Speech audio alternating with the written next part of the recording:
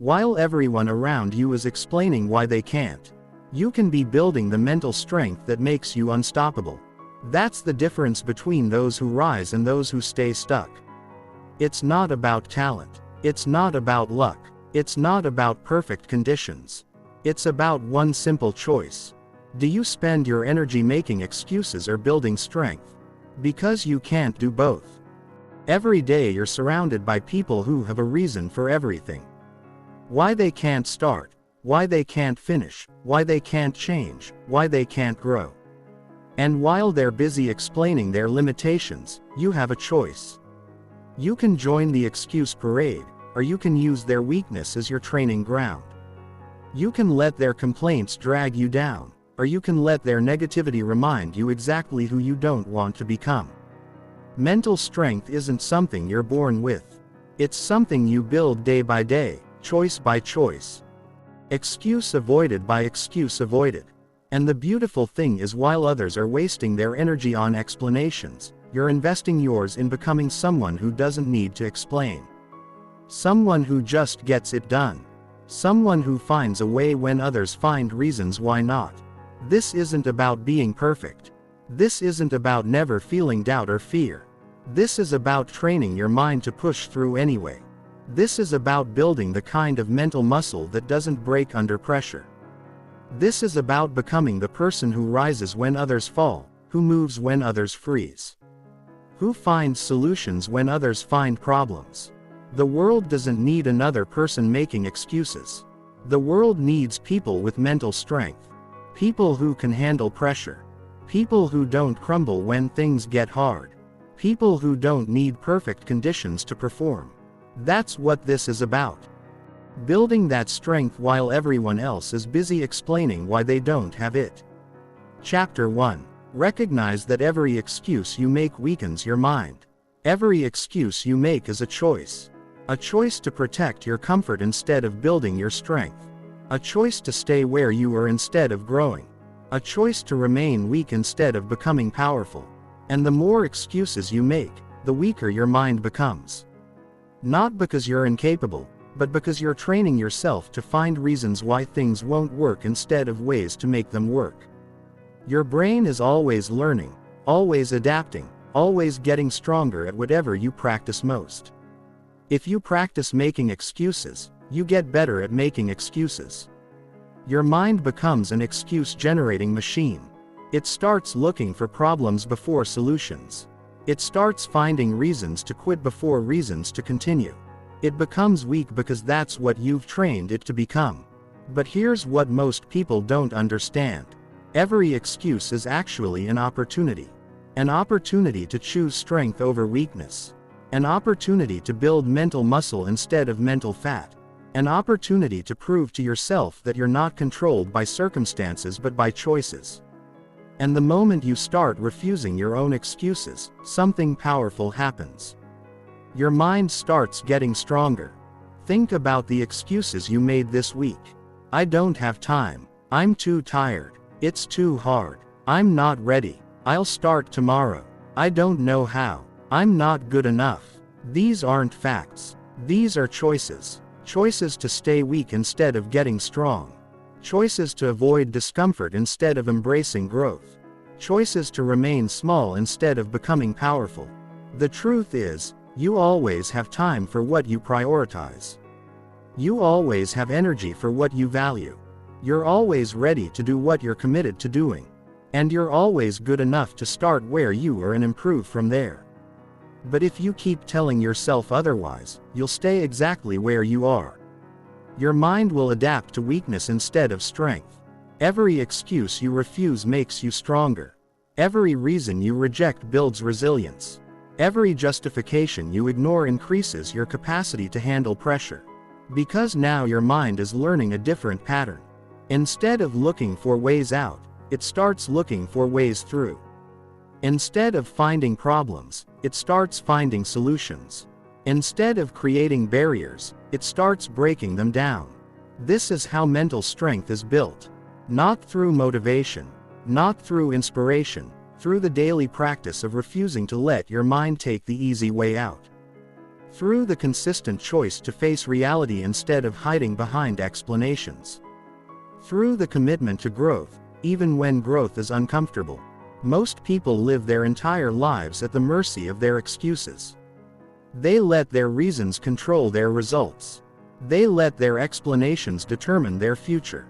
They become prisoners of their own justifications. But you don't have to live that way. You can choose to build strength instead of excuses. You can choose to develop power instead of problems. It starts with awareness. Start paying attention to the excuses you make. Write them down if you have to. Notice how often you explain away your lack of progress. Notice how quickly you justify staying comfortable. Notice how easily you let yourself off the hook. Because you can't change what you don't acknowledge. You can't fix what you won't face. Then comes the discipline. The discipline to catch yourself making an excuse and choose differently. The discipline to feel the urge to quit and push through anyway. The discipline to hear your mind offering you an easy way out and taking the hard way instead. This isn't about perfection. You'll still feel the pull of excuses, but now you'll recognize them for what they are. Training opportunities. Every time you refuse an excuse, you're doing a mental push-up. Every time you choose action over explanation, you're building mental muscle. Every time you move forward despite your doubts, you're proving to yourself that you're stronger than your circumstances. And that proof accumulates. It builds confidence. It creates momentum. It develops the kind of mental strength that doesn't break under pressure. The people who achieve extraordinary things aren't people who never feel like quitting. They're people who quit making excuses for why they should quit. They're people who trained their minds to find solutions instead of problems. They're people who built their mental strength through the daily practice of refusing to let weakness win. Your mind will always offer you excuses. That's what untrained minds do. They look for the path of least resistance. They try to protect you from discomfort. They want to keep you safe and comfortable. But safe and comfortable is also weak and stagnant. If you want to grow, you have to train your mind to choose strength over safety. You have to build the mental muscle that pushes through when everything inside you wants to give up. This is your foundation. This is where mental strength begins. Not with what you achieve, but with what you refuse. Not with what you accomplish, but with what you won't accept. Not with what you gain, but with what you give up.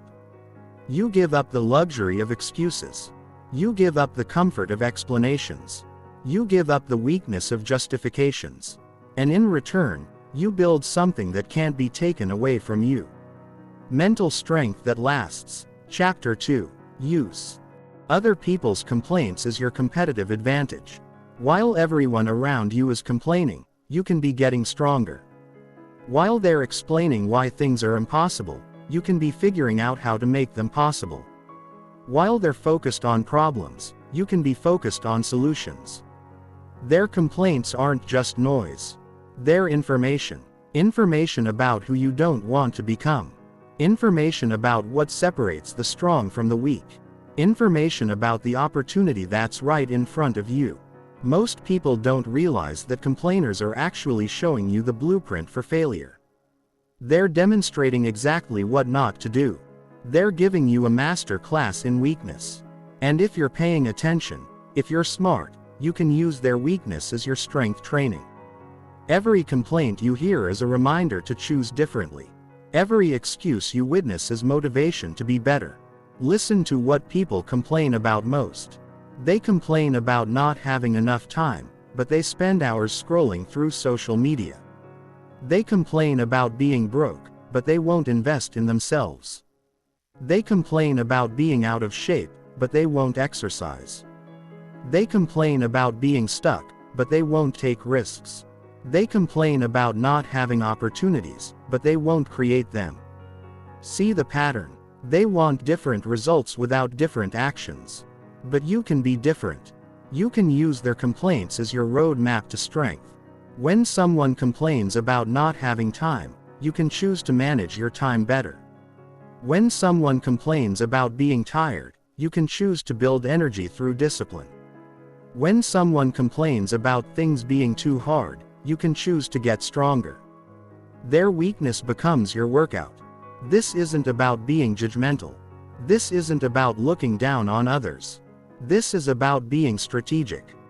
This is about using every input in your environment to make you stronger, including the negative inputs, especially the negative inputs. Because negative inputs can teach you just as much as positive ones if you know how to process them correctly. Every time you hear someone make an excuse, ask yourself, what would strength do here? Every time you hear someone complain, ask yourself, how can I use this as motivation? Every time you witness someone giving up, ask yourself, how can I use this to get stronger? You're not being cold, you're being strategic. You're using every piece of information to build mental muscle. The strongest people in the world didn't get strong by avoiding weakness. They got strong by learning from it, by studying it, by understanding it so well that they could choose the opposite. They used other people's limitations as lessons. They used other people's excuses as education. They used other people's complaints as competitive intelligence. Think about it this way. Every person who's complaining is removing themselves from your competition. Every person who's making excuses is eliminating themselves from the race. Every person who's giving up is clearing the path for you. While they're busy explaining why they can't, you're busy figuring out how you can. While they're focused on obstacles, you're focused on opportunities. While they're building reasons to quit, you're building reasons to continue. This creates a massive advantage. While others are wasting mental energy on complaints, you're investing mental energy in solutions. While others are weakening their mindset with negative thinking, you're strengthening your mindset with positive action. While others are training their brains to see problems, you're training your brain to see possibilities. But here's the key. You have to be intentional about this. You have to make a conscious choice to use other people's weakness as your strength training. It doesn't happen automatically. Your natural tendency might be to get dragged down by their negativity. Your natural response might be to join in their complaints. Your natural reaction might be to match their energy. Instead, do the opposite. When someone complains about their boss, be grateful for your opportunity to learn and grow. When someone complains about their workload, be grateful for your chance to develop skills. When someone complains about their circumstances, be grateful for your ability to change yours. Use their dissatisfaction as fuel for your satisfaction. Use their weakness as motivation for your strength. Start paying attention to the patterns. Notice what people complain about most consistently. Notice what excuses come up most frequently. Notice what problems people focus on most intensely. Then ask yourself, how can I make sure I never fall into these same traps? How can I build strength in these exact areas? How can I use their weakness to become stronger? This approach transforms every negative interaction into a positive opportunity. Every complaint becomes a lesson. Every excuse becomes motivation. Every act of weakness becomes a reminder to choose strength. You're no longer dragged down by other people's negativity. You're lifted up by it. You're strengthened by it. You're motivated by it. The people who build exceptional mental strength aren't people who avoid negativity. They're people who transform negativity into fuel. They're people who use other people's weakness as weight training for their own strength. There are people who see every complaint as a competitive advantage, every excuse as an edge, every act of weakness as an opportunity to be stronger. This doesn't mean you become callous or unsympathetic. You can still have compassion for people's struggles. You can still offer help when appropriate, but you don't let their weakness become your weakness. You don't let their excuses become your excuses. You don't let their complaints become your complaints. Instead, you use their challenges as reminders to be grateful for your opportunities. You use their limitations as motivation to remove your own. Remember, mental strength is built through contrast. You become stronger by choosing differently than the crowd. You develop resilience by refusing to follow the path of least resistance. You build character by doing what others won't do. And one of the things others won't do is use negative inputs as positive fuel. They let complaints weaken them. You let complaints strengthen you. Every day you're surrounded by people who are showing you exactly how not to live. They're demonstrating the mindset that leads to weakness. They're modeling the behavior that creates limitations. They're teaching you through their example what it looks like to be mentally soft. Use that education. Learn from it. Let it make you stronger. This is how you build a competitive advantage while others build excuses. This is how you develop mental strength while others develop mental weakness. This is how you rise while others fall. Not by avoiding the negativity around you, but by transforming it into the fuel that powers your growth. Chapter 3.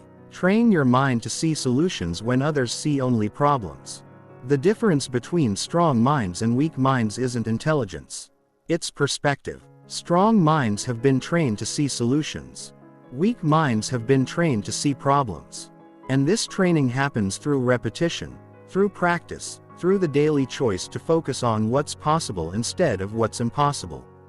Through the consistent decision to look for ways forward instead of reasons to stop.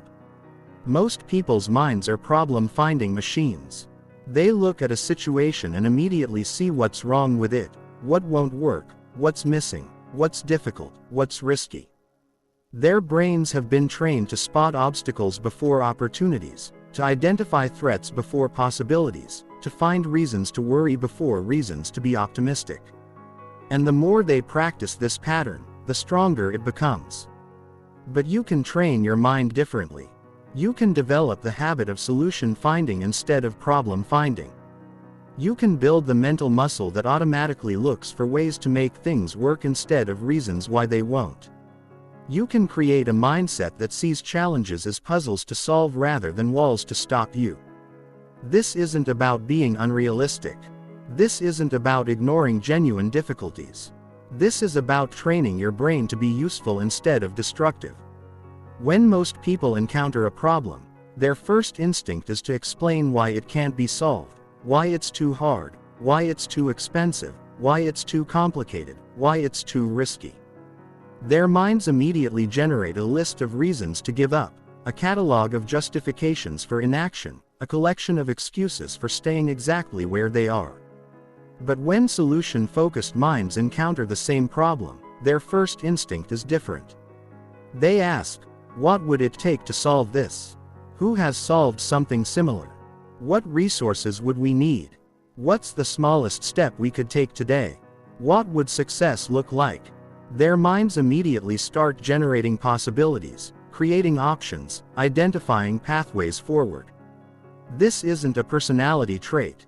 This isn't something you're born with or without. This is a skill, a mental habit, a way of thinking that can be developed through practice. And the more you practice it, the stronger it becomes, the more natural it feels, the more automatic it gets until eventually solution finding becomes your default mode of thinking. Start by catching yourself in problem-focused thinking. Notice when your mind immediately jumps to what's wrong with the situation. Notice when your first reaction is to explain why something won't work. Notice when you automatically focus on obstacles instead of opportunities. This awareness is the first step.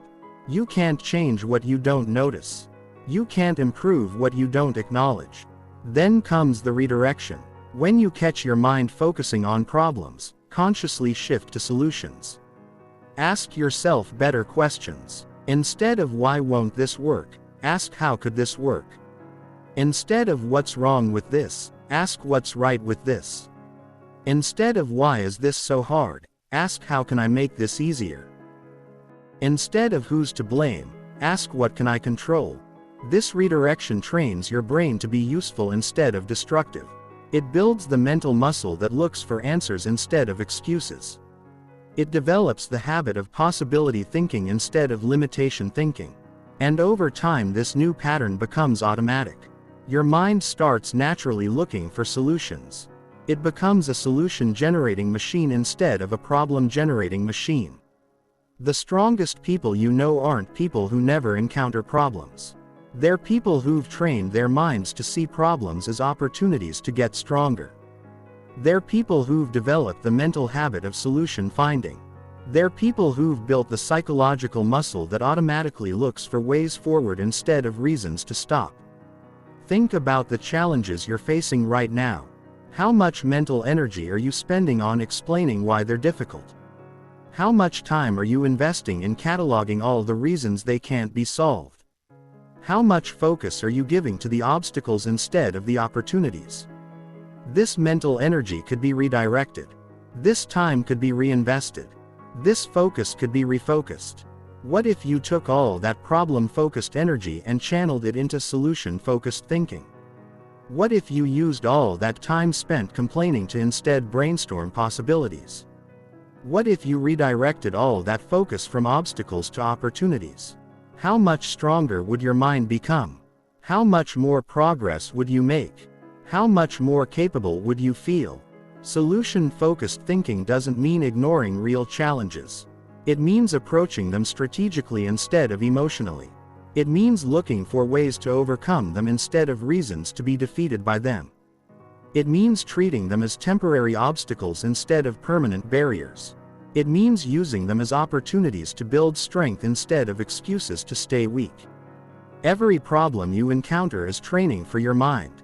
You can either train it to be weak by focusing on why things won't work, or you can train it to be strong by focusing on how they could work. You can either build the mental habit of defeat, or you can build the mental habit of victory. You can either develop a problem-focused mindset, or you can develop a solution-focused mindset.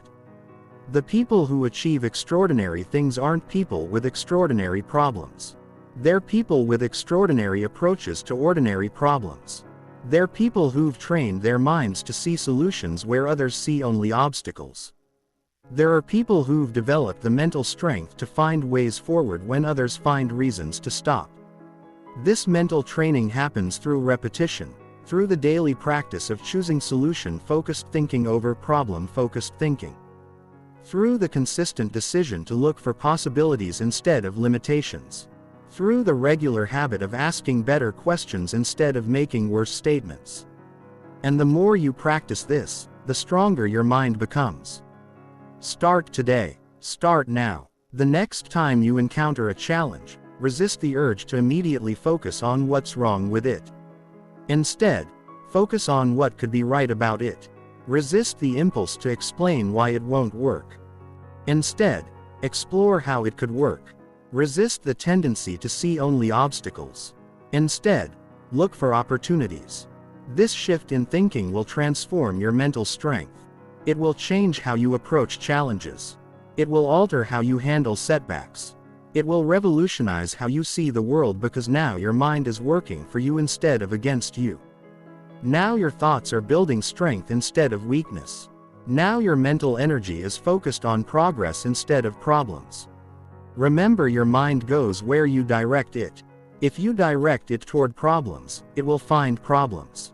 If you direct it towards solutions, it will find solutions. If you train it to see obstacles, it will see obstacles. If you train it to see opportunities, it will see opportunities. The choice is yours. The training is up to you. The results are in your hands. Chapter 4. Build mental toughness by doing what you say you'll do every single time. Your word is your bond, not just with others, but with yourself. Every time you say you'll do something and then don't do it, you're training your mind to accept weakness. You're teaching your brain that your commitments are optional. You're building the habit of giving up when things get uncomfortable. And this pattern doesn't just affect big goals. It affects everything. Your confidence, your self-respect, your mental strength, your ability to trust yourself when things get tough. Most people make promises to themselves that they don't keep. They say they'll wake up early, then hit snooze. They say they'll exercise, then skip it. They say they'll eat healthy, then order junk food. They say they'll start the project, then procrastinate. They say they'll stop the bad habit, then repeat it tomorrow. And every time they break their word to themselves, they're weakening their mental foundation. They're building the identity of someone who can't be trusted, even by themselves. But every time you keep your word to yourself, especially when you don't feel like it, you're building mental toughness. You're proving that you're stronger than your emotions. You're demonstrating that your commitments matter more than your comfort. You're developing the kind of mental strength that doesn't bend when pressure increases. You're training your mind to follow through regardless of how you feel. This is how mental toughness is actually built. Not through one big moment of heroism, through thousands of small moments of integrity. Through the daily practice of doing what you said you'd do, even when you don't want to. Through the consistent choice to honor your commitments, especially when they're inconvenient. Through the regular decision to value your word more than your comfort. Think about the commitments you've made to yourself recently, the goals you've set, the standards you've established, the changes you've promised to make. How many of them have you actually followed through on? How many times have you kept your word to yourself when it was difficult? How often have you chosen your commitment over your comfort? This isn't about judgment. This is about awareness. Because you can't build mental strength on a foundation of broken promises. Mental toughness isn't built through what you do when you feel motivated. It's built through what you do when motivation is gone. When you're tired, when you're busy, when you're stressed, when you're discouraged, when you have every excuse to quit, but you don't. When your emotions are screaming for you to stop, but you keep going. When your mind is offering you 100 reasons to give up, but you choose to continue. This is why small commitments matter so much. If you can't keep your word about waking up early, how can you trust yourself with bigger goals? If you can't follow through on exercise, how can you rely on yourself in crisis? If you can't stick to your diet, how can you depend on yourself when real pressure hits? Mental toughness is built through consistency in small things, not just performance in big things. Every kept commitment is a deposit in your mental strength account. Every followed through promise is proof that you can be trusted. Every completed task, especially the ones you didn't want to do, is evidence that you're stronger than your circumstances. And this evidence accumulates. It builds confidence. It creates momentum. It develops the kind of self-trust that can't be shaken by external pressure. But every broken commitment is a withdrawal from that same account. Every unfulfilled promise is proof that you can't be relied upon. Every quit task, especially when things get uncomfortable, is evidence that you're controlled by your emotions rather than your decisions. And this evidence also accumulates. It builds doubt. It creates hesitation. It develops the kind of self-mistrust that crumbles under pressure. The difference between mentally tough people and mentally weak people isn't that tough people never feel like quitting. They feel like quitting all the time. The difference is that they've trained themselves to act according to their commitments, not their feelings. They've built the habit of following through regardless of their emotional state. They've developed the mental muscle that keeps going when everything inside them wants to stop. This training happens through deliberate practice. Through making commitments and keeping them, especially when you don't feel like it. Through saying you'll do something and then doing it, regardless of your mood. Through establishing standards and maintaining them, even when they're inconvenient. Through building the identity of someone whose word means something first and foremost to yourself. Start with small commitments. Don't try to revolutionize your entire life overnight. Pick one thing you can commit to daily and then do it every single day for a week, then a month, then 3 months. Make it small enough that you have no excuse not to do it, but meaningful enough that doing it builds your confidence. Maybe it's making your bed. Maybe it's drinking a glass of water first thing in the morning. Maybe it's writing one sentence in a journal. Maybe it's doing 10 push-ups. The specific commitment doesn't matter as much as the consistency. What matters is that you say you'll do it and then you do it. What matters is that you build the habit of keeping your word to yourself. What matters is that you develop the mental pattern of following through regardless of how you feel. This pattern then transfers to bigger commitments, bigger goals, bigger challenges. As you build this foundation of small commitments, you can expand to larger ones. But never expand faster than your ability to maintain consistency. Mental toughness is built through sustainable practice, not unsustainable intensity. It's better to keep a small commitment for a year than to break a big commitment after a week. It's better to build slowly and solidly than to start fast and fail quickly. The people who develop extraordinary mental toughness aren't people who make extraordinary commitments. They're people who make ordinary commitments and keep them extraordinarily consistently. They're people who understand that mental strength is built through the accumulation of kept promises, not through the intensity of big gestures. There are people who value their word enough to honor it, especially when no one else is watching. This is also how you develop the mental toughness to handle unexpected challenges. When life hits you with something you didn't plan for, you need to know that you can trust yourself to respond with strength instead of weakness. You need to have confidence in your ability to follow through when things get difficult. You need to have evidence that you're someone who doesn't quit when pressure increases. This evidence comes from the daily practice of keeping your word to yourself. Remember, mental toughness isn't about being hard on yourself. It's about being reliable to yourself. It's about becoming someone you can count on, especially when no one else can. It's about building the kind of internal strength that doesn't waver when external conditions change. It's about developing the mental foundation that holds steady when everything else is shaking. Your commitments to yourself are the building blocks of your mental strength. Every kept promise makes you stronger. Every followed-through decision increases your capacity to handle pressure. Every completed task, especially the difficult ones, proves that you're more powerful than your circumstances. Build this strength, one commitment at a time, one kept promise at a time, one followed-through decision at a time. Chapter 5. Develop inner strength by facing your fears instead of avoiding them. Fear is not your enemy. Avoidance is your enemy. Fear is information. It's telling you where your growth lives. It's pointing you toward the exact places where you need to build strength. It's showing you the boundaries of your comfort zone so you can expand them. But avoidance takes that information and turns it into limitation. It takes those growth opportunities and transforms them into barriers. It takes those strength-building moments and converts them into weakness-maintaining patterns. Most people spend their entire lives running from their fears. They organize their schedules around avoiding discomfort. They make decisions based on what feels safe instead of what builds strength. They choose paths that require less courage instead of paths that develop more character. And every time they avoid their fears, they're training their minds to be weak.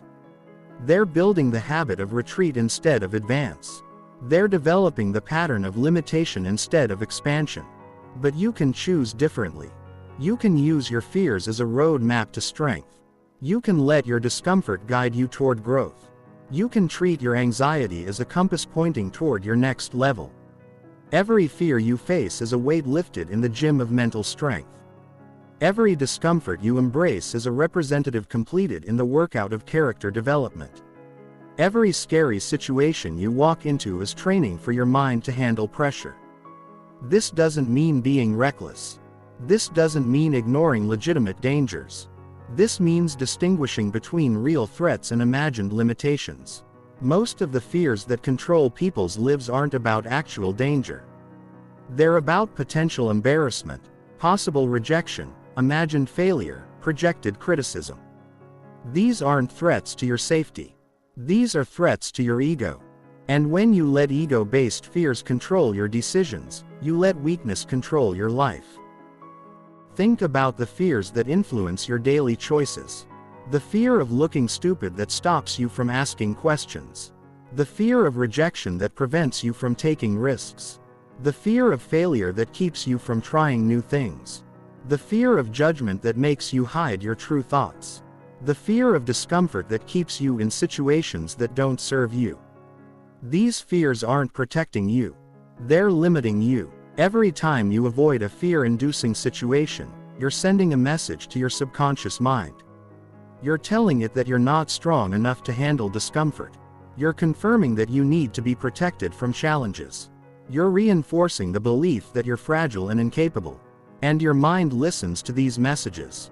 It adapts to them. It starts to see you as someone who needs to be shielded from difficulty. But every time you face a fear, you're sending a different message.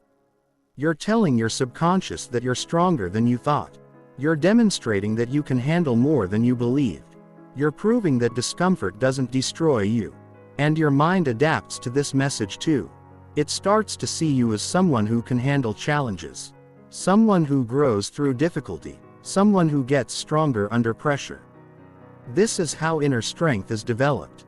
Through the repeated experience of facing fears and surviving them.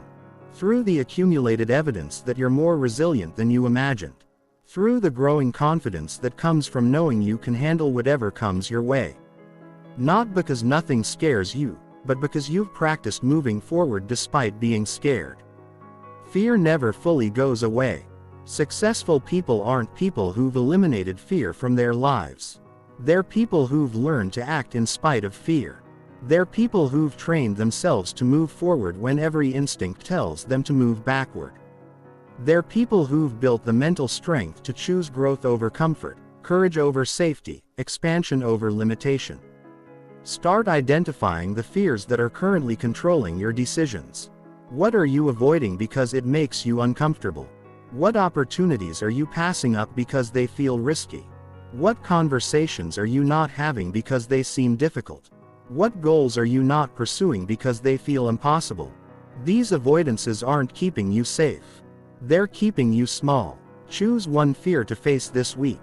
Not the biggest one. Not the most terrifying one. Pick something manageable but meaningful. Something that scares you but won't destroy you.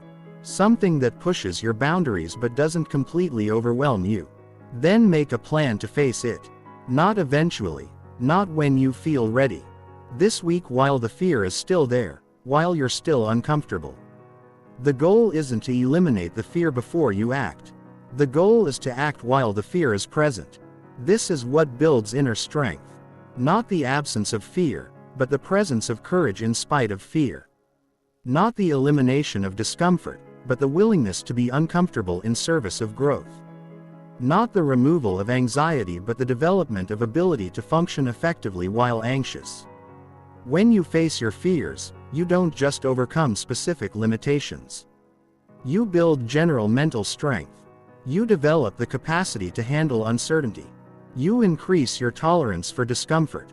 You expand your ability to function under pressure. You strengthen your confidence in your own resilience. These benefits transfer to every area of your life. They make you stronger in ways you didn't expect. Remember, courage isn't the absence of fear. Courage is feeling the fear and choosing to move forward anyway. It's acknowledging the discomfort and deciding that your growth matters more than your comfort. It's recognizing the risk and determining that the potential reward is worth it. This is what separates people who build strength from people who build limitations. Your fears are showing you exactly where your next level of strength is waiting. They're pointing you toward the specific areas where you need to grow. They're highlighting the precise boundaries you need to expand. Don't waste this information by avoiding it. Use it. Let it guide you toward the person you're capable of becoming. Every fear you face makes the next one easier. Every discomfort you embrace increases your capacity for future discomfort. Every scary situation you walk into builds your confidence for the next scary situation. This compounds over time. What terrified you last year might feel manageable today. What seems impossible now might feel routine next year, but only if you build that strength through practice. Inner strength isn't built in comfortable moments. It's built in the spaces between comfort and panic. In the sweet spot of growth where you're challenged but not overwhelmed. Scared but not paralyzed, uncomfortable but not incapacitated. This is where your mental muscle gets built. This is where your character gets developed. This is where your true strength emerges. Stop waiting for fear to go away before you act. Start acting while fear is present. Stop organizing your life around avoiding discomfort. Start organizing your life around building strength. Stop letting your fears control your decisions. Start letting your decisions control your fears. This is how you develop the kind of inner strength that can't be shaken by external circumstances. Chapter 6. Choose discipline over comfort in every small moment that matters. Discipline isn't built in the big moments. It's built in the small ones. In the tiny decisions that nobody sees. In the micro choices that seem insignificant but compound into massive results. In the split-second moments where you choose what's right over what's easy. Where you pick what builds you over what soothes you, where you select growth over comfort. These moments happen hundreds of times every day. And each one is an opportunity to build mental strength or to reinforce mental weakness.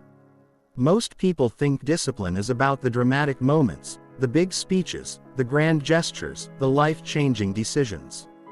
But real discipline lives in the mundane. In choosing to get up when the alarm goes off instead of hitting snooze. In choosing to eat the healthy meal instead of the junk food. In choosing to do the work instead of scrolling through social media. In choosing to have the difficult conversation instead of avoiding it. In choosing to exercise instead of making excuses. These small moments don't feel important when they're happening. They feel trivial. They feel like they don't matter. They feel like you can skip them without consequence. But that's exactly what makes them so powerful. Because when you choose discipline in moments that don't seem to matter, you're building the mental muscle that will serve you in moments that do matter. You're training your mind to choose what's right, even when it's hard. You're developing the habit of strength even when no one's watching. Every time you choose comfort over discipline in a small moment, you're training your brain to be weak. You're teaching it that temporary pleasure is more important than long-term growth. You're reinforcing the pattern of choosing what feels good now over what will be good later. And this pattern compounds. It gets stronger. It becomes your default response to difficulty until eventually choosing comfort becomes automatic. And choosing discipline becomes nearly impossible. But every time you choose discipline over comfort in a small moment, you're training your brain to be strong. You're teaching it that your long-term goals are more important than your short-term feelings. You're reinforcing the pattern of choosing what builds you over what drains you. And this pattern also compounds. It also gets stronger. It also becomes your default response to difficulty until eventually choosing discipline becomes automatic and choosing comfort becomes the exception. Think about your typical day.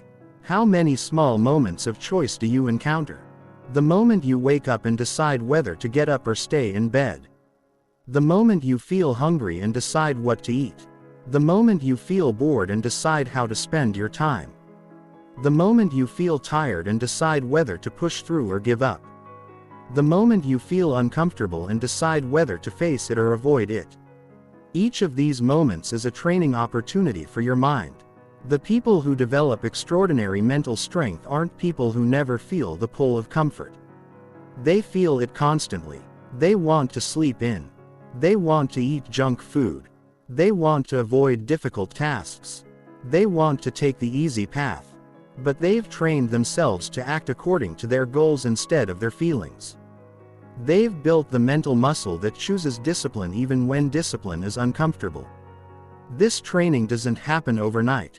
It happens through the accumulation of small choices. Through the daily practice of choosing what's right over what's easy. Through the consistent selection of growth over comfort. Through the regular decision to act according to your standards instead of your emotions. And the more you practice this, the stronger your discipline becomes. The more natural it feels, the more automatic it gets. But here's what most people miss. They think discipline means making yourself miserable. They think it means denying yourself all pleasure. They think it means living a life of constant deprivation. That's not discipline. That's punishment. Real discipline is about delayed gratification, not eliminated gratification. It's about choosing better pleasure later instead of worse pleasure now. It's about investing in your future self instead of indulging your current feelings. When you choose discipline in small moments, you're not depriving yourself. You're preparing yourself. You're building the mental strength that will allow you to handle bigger challenges. You're developing the character that will carry you through difficult times. You're creating the foundation that will support your future success. Every small discipline choice is an investment in the person you're becoming. Start paying attention to these small moments in your day. Notice when you're faced with a choice between what's easy and what's right. Notice when you feel the pull of comfort trying to drag you away from growth. Notice when your emotions are trying to override your commitments. These moments are gifts. They're opportunities to build strength. They're chances to prove to yourself that you're stronger than your circumstances. The next time you're faced with one of these moments, pause. Recognize what's happening. Acknowledge that this is a choice point. A moment where you can either build strength or reinforce weakness. A split second where you can either move closer to your goals or further away from them. Then choose consciously. Choose deliberately. Choose what builds you instead of what soothes you. Don't expect this to be easy at first. Your brain has been trained to choose comfort. It's been conditioned to seek the path of least resistance. It's been programmed to avoid discomfort. This programming doesn't disappear overnight, but it can be reprogrammed through consistent practice, through repeated choices, through the daily decision to act according to your values instead of your emotions. Remember, discipline is a skill.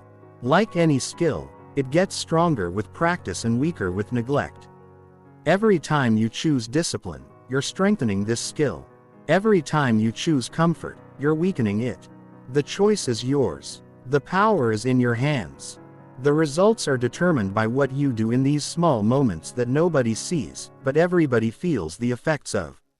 This is how mental strength is really built. Not through grand gestures or dramatic transformations, through the accumulation of small disciplined choices. Through the daily practice of choosing what's right over what's easy. Through the consistent selection of growth over comfort. Through the regular decision to invest in your future instead of indulging your present. One small moment at a time. One disciplined choice at a time. One step towards strength at a time. Chapter 7. Strengthen your mindset by finishing everything you start. No matter how small, finishing is a skill. And like every skill, it gets stronger with practice and weaker with neglect. Every time you start something and see it through to completion, you're building the mental muscle of follow-through. You're training your brain to associate starting with finishing. You're developing the habit of completion. But every time you start something and abandon it halfway through, you're weakening this muscle. You're training your brain to associate starting with quitting. You're developing the habit of incompletion. Most people are serial starters. They begin projects with enthusiasm. Start routines with motivation, initiate changes with excitement. But when the initial energy fades, when the work gets boring, when the progress gets slow, they abandon what they started and move on to something new. They become addicted to the feeling of beginning but allergic to the discipline of finishing. And this pattern doesn't just affect their projects. It affects their confidence, their self-respect, their ability to trust themselves with bigger goals. Every unfinished task is a vote for the identity of someone who doesn't follow through. Every abandoned project is evidence that you can't be trusted to complete what you start. Every quit goal is proof that your commitments are conditional on your feelings. And this evidence accumulates in your subconscious mind. It builds a self-image of someone who starts strong but finishes weak. Someone who has good intentions but poor execution. Someone who can't be relied upon even by themselves. But every finished task, no matter how small, is a vote for the identity of someone who follows through. Every completed project is evidence that you can be trusted to do what you say you'll do. Every achieved goal is proof that your commitments are stronger than your feelings. And this evidence also accumulates. It builds a self-image of someone who starts strong and finishes stronger. Someone who has both good intentions and excellent execution. Someone who can be relied upon, especially by themselves. This is why small completions matter so much. They're not just about the specific task or project. They're about the identity you're building. They're about the mental strength you're developing. They're about the self-trust you're establishing. When you finish small things consistently, you build the confidence to tackle bigger things. When you complete minor projects reliably, you develop the capacity to handle major challenges. Think about the unfinished business in your life right now. The books you started but never finished reading. The projects you began but never completed. The habits you initiated but never maintained. The goals you set but never achieved. Each of these represents a missed opportunity to build mental strength. Each one is a training session you skipped. Each one is a chance to develop follow-through that you let slip away. But it's not too late. You can change this pattern. You can become someone who finishes what they start. You can develop the mental strength that comes from consistent completion, but it requires a shift in how you approach starting things. It requires being more intentional about what you begin and more committed to what you continue. Before you start anything new, pause and ask yourself, am I willing to see this through to completion? Do I have the time and energy to finish this properly? Am I starting this for the right reasons, or am I just chasing the feeling of beginning something new? If you can't honestly answer yes to these questions, don't start. Wait until you can make a real commitment to finishing what you begin. This doesn't mean you have to finish everything perfectly. It doesn't mean you can never adjust your approach or modify your goals. It means you commit to seeing things through to a meaningful conclusion instead of abandoning them at the first sign of difficulty or boredom. It means you define what completion looks like before you start, so you know when you've actually finished. Start with small things, really small things. Things that you can complete in a day or a week. Things that don't require months of sustained effort. Things that give you quick wins and build momentum. Read a short book from start to finish. Complete a small project around the house. Finish organizing one drawer or one closet. Learn one new skill to a basic level of competency. The specific task doesn't matter as much as the completion. Every time you finish something, celebrate it. Acknowledge what you've accomplished. Recognize the mental strength you've built. Appreciate the self-trust you've developed. This isn't about ego or arrogance. This is about reinforcing the neural pathways that associate starting with finishing. This is about building the identity of someone who follows through. This is about developing the habit of completion. As you build momentum with small completions, you can gradually take on larger projects, but never take on more than you can realistically finish. It's better to complete 10 small projects than to abandon one large project. It's better to build a consistent pattern of finishing than to attempt something impressive but unsustainable. Mental strength is built through sustainable practice, not unsustainable intensity. Pay attention to your urge to start new things before finishing current things. This urge is normal. The brain loves novelty. It gets excited by new possibilities. It gets bored by repetitive work. But giving into this urge weakens your finishing muscle. It reinforces the pattern of starting without completing. It builds the habit of abandonment instead of achievement. When you feel the urge to start something new, remind yourself of what you're currently working on. Ask yourself if this new thing is really more important than finishing what you've already begun. Consider whether starting something new is actually avoiding the discipline required to finish something old.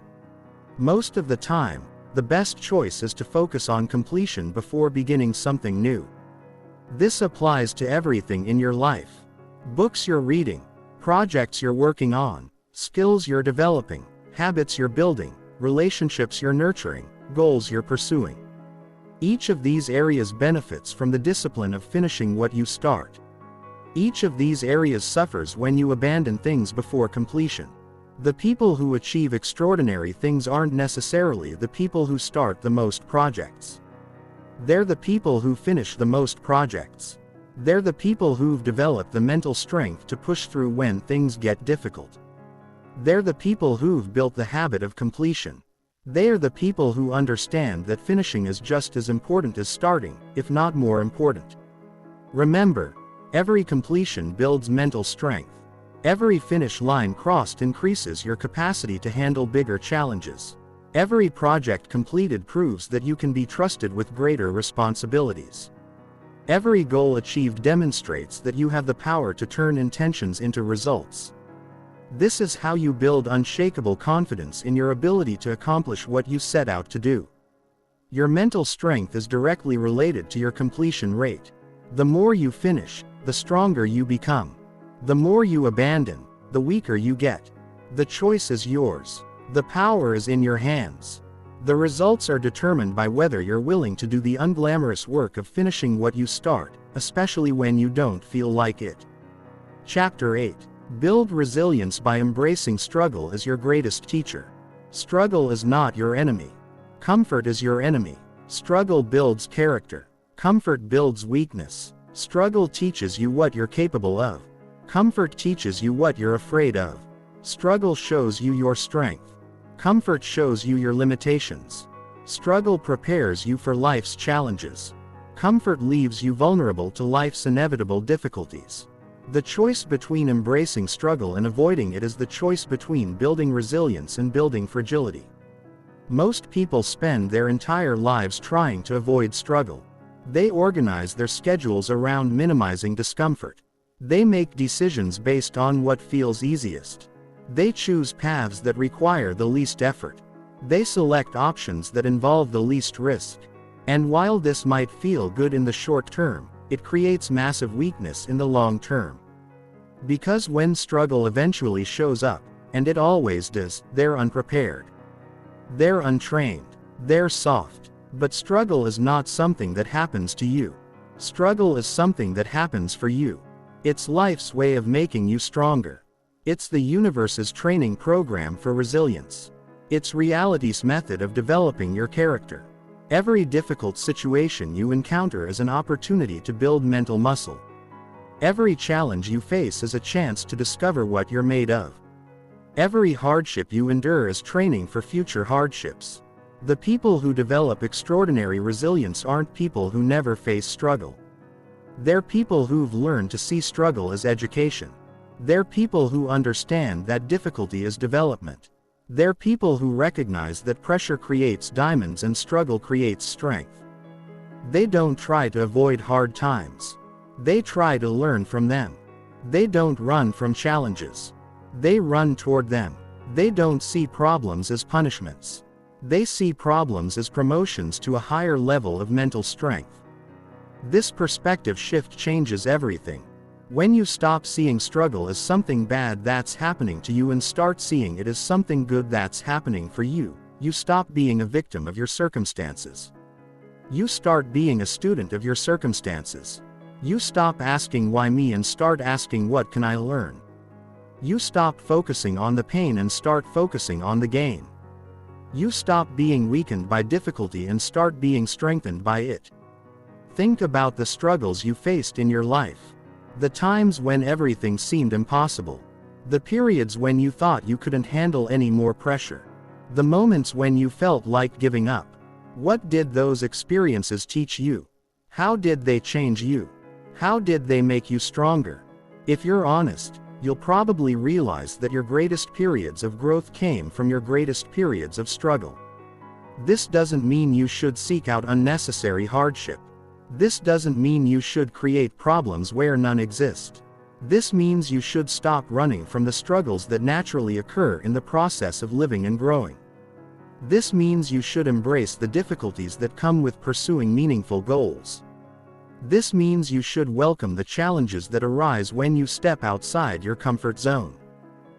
Every struggle you face is asking you the same question. Are you going to let this break you or make you?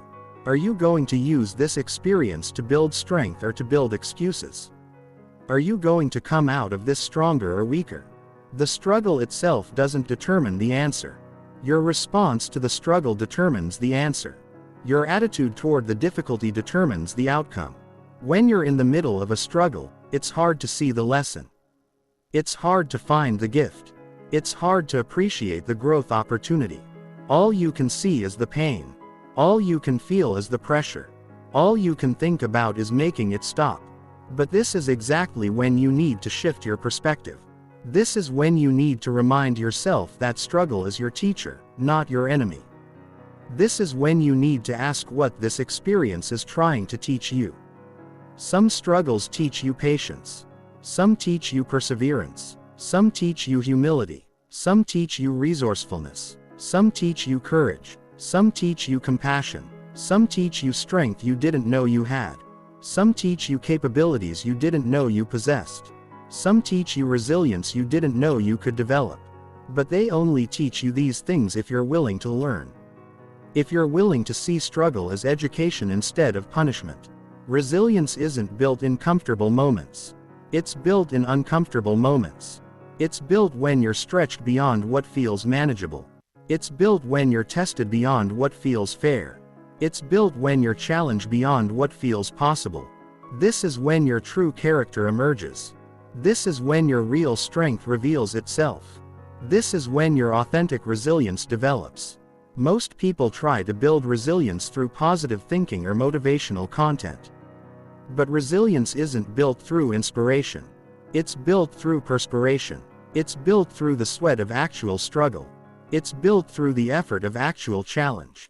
It's built through the work of actual difficulty. You can't think your way to resilience. You can only struggle your way to resilience. Start reframming your current struggles. Instead of asking why is this happening to me, ask what is this teaching me. Instead of thinking this is too hard, think this is making me stronger. Instead of believing I can't handle this, believe I'm learning to handle this. Instead of feeling this is unfair, feel this as preparation. This reframming doesn't change the struggle, but it changes your relationship to the struggle, and that changes everything. Remember, every person you admire has struggled. Every success story includes failure.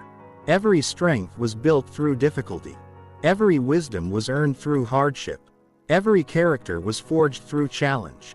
You're not being singled out for punishment when you struggle. You're being prepared for greatness. You're being trained for leadership. You're being developed for purpose. The strongest people you know aren't people who never fell down. They're people who got up every time they fell down. They're people who learned from every failure. They're people who grew from every setback. They're people who used every struggle as fuel for their fire. They're people who understood that resilience isn't about avoiding difficulty. It's about transforming difficulty into strength. Your current struggles are not obstacles preventing you from reaching your potential. They are the path to your potential. They are not roadblocks stopping your growth.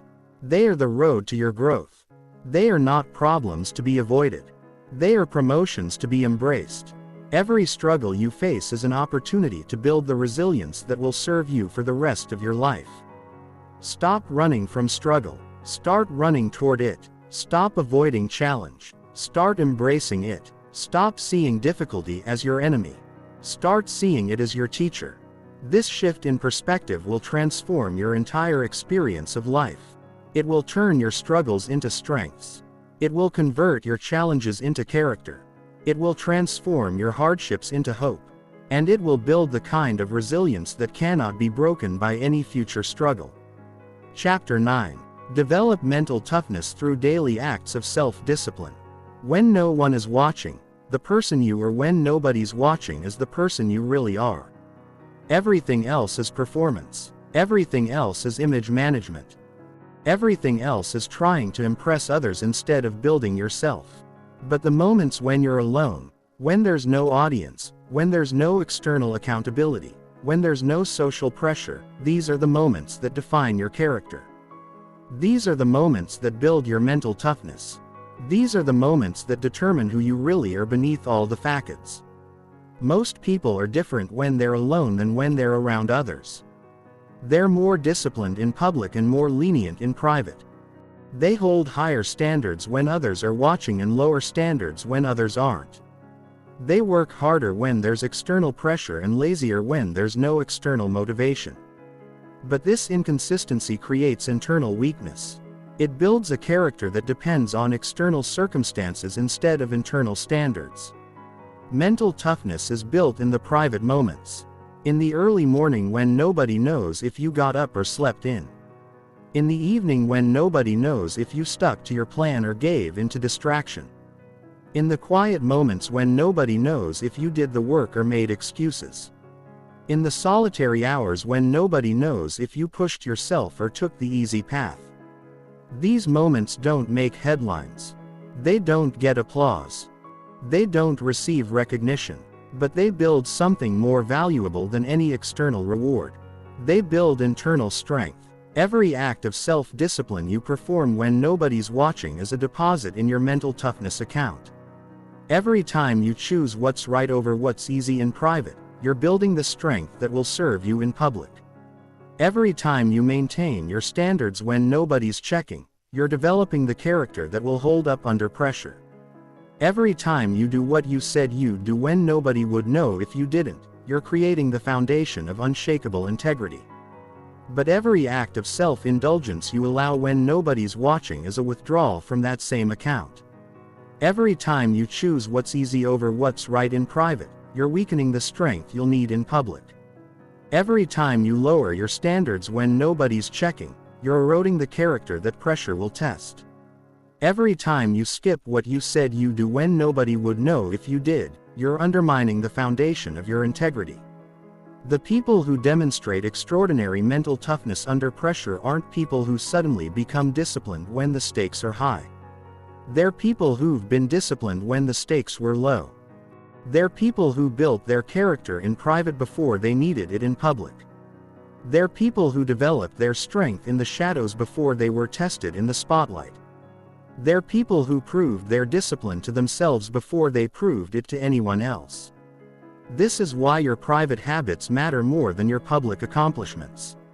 Your private habits create your public results. Your private discipline determines your public performance.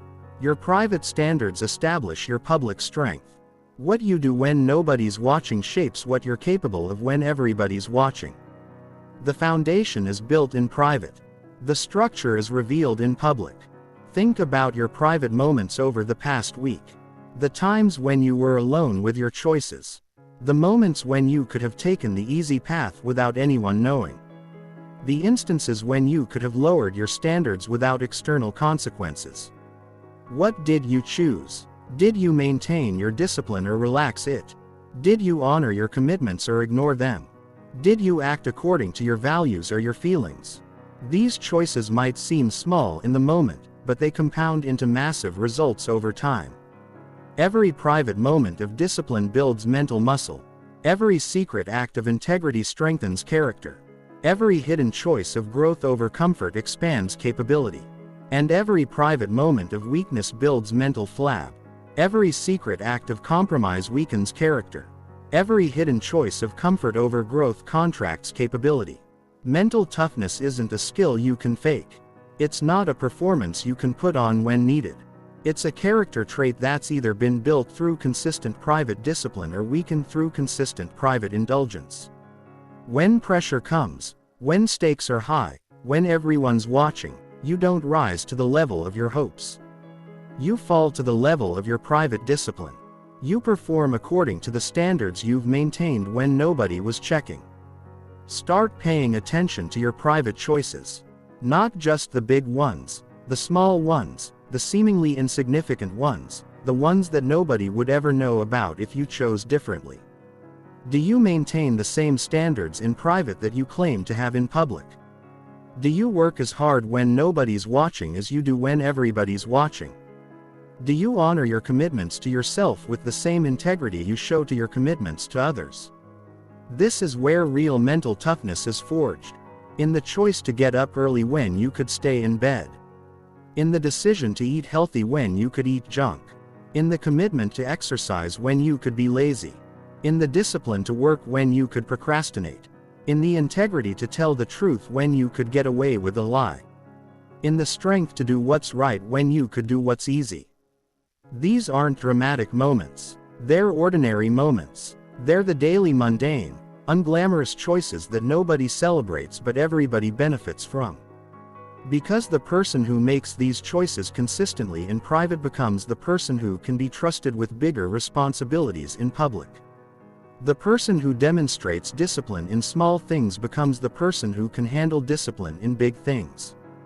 Don't wait for external pressure to force you to be disciplined. Don't wait for public accountability to make you maintain your standards. Don't wait for social recognition to motivate you to do what's right. Build that discipline now in private when it's harder because there's no external reward. Build that character now in secret when it's more challenging because there's no external validation. Build that strength now in solitude when it's tougher because there's no external motivation. The mental toughness you build in private moments will serve you in public moments. The discipline you develop when nobody's watching will support you when everybody's watching. The strength you create in the shadows will sustain you in the spotlight, but only if you're willing to do the unglamorous work of building character when there's no audience to impress, no recognition to receive, and no external pressure to maintain. This is the real test of mental toughness. Not how you perform when everyone's watching, but how you behave when nobody's watching. Not what you do when the stakes are high, but what you do when the stakes seem low. Not who you are in moments of crisis, but who you are in moments of ordinary choice. Build that person. Be that person. Become that person one private moment of discipline at a time. Chapter 10. Create unbreakable strength by never compromising your standards for temporary relief. Your standards are not suggestions. They're not guidelines that change based on your mood. They're not flexible recommendations that bend when things get difficult. Your standards are the non-negotiable foundation of your character. They're the unwavering principles that define who you are. They're the immovable pillars that support your mental strength. And the moment you compromise them for temporary relief, you begin to weaken everything you've built. Most people treat their standards like mood rings. They change color based on circumstances. They lower their expectations when things get hard. They relax their principles when pressure increases. They compromise their values when comfort calls. They adjust their integrity when inconvenience arrives. And every time they do this, they're sending a message to their subconscious mind. These standards only matter when they're convenient. These values only apply when they're easy. This character only exists when it's comfortable. But true mental strength comes from maintaining your standards. Especially when it's hard to maintain them. Especially when lowering them would provide immediate relief. Especially when compromising them would solve temporary problems. Especially when abandoning them would make things easier. This is when your standards matter most. This is when they're actually tested. This is when they build the unbreakable strength that will serve you for life. Every time you maintain your standards despite pressure to lower them, you build something precious. You build self-respect. You build integrity. You build the kind of inner strength that cannot be shaken by external circumstances. You prove to yourself that your values are more important than your comfort. You demonstrate that your principles are stronger than your emotions. You show that your character is more valuable than your convenience. But every time you compromise your standards for temporary relief, you lose something precious. You lose self-respect. You lose integrity. You create cracks in the foundation of your character. You teach yourself that your values are negotiable. You learn that your principles are conditional.